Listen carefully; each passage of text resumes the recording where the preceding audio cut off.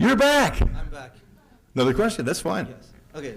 So I think one cartoon character who has the distinction of being like the scariest cartoon character of all time in the series, Mumm-Ra. Mumm-Ra, the ever-living.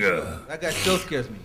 But what I was wondering is, what was the voice actor? Like, I can't recall his name, but what was he? Earl Hammond was so funny. Earl Hammond was the voice of Mumm-Ra. He has passed away, as has Bob McFadden, who played Snarf. Bob and I worked together for years and years on not only these shows, but Bob did the voice of Frankenberry commercial. Did you have Frankenberry cereal up here back in the 80s? Yeah. With strawberry-flavored marshmallows. So Bob was the voice of Frankenberry. I was the voice of Count Chocula, of course, I still am. And then there was Boo Berry, another cereal. What we used to do back then, what General Mills did back then was they would make one commercial, they called it the Monster Cereals. One commercial with all three of us on it. So Bob and I worked together a lot on that too. But back to Earl Hammond.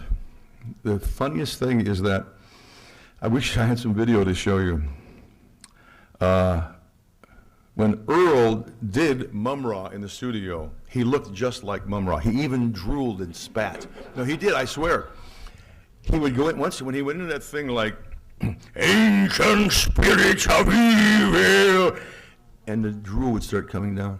Transform, and as he was talking, he would go, transform this decayed form into Mumm. And it got to the point where it was a pretty good-sized studio, but it got to the point where we'd all begin reading ahead, like look at the next page, and we'd whisper to each other, Mumm-Ra's coming up next page. And we'd all start moving further back. And when it came time for Earl to deliver a line, we'd all be over in the corner like this. One day I brought in a plastic sheet just as a joke.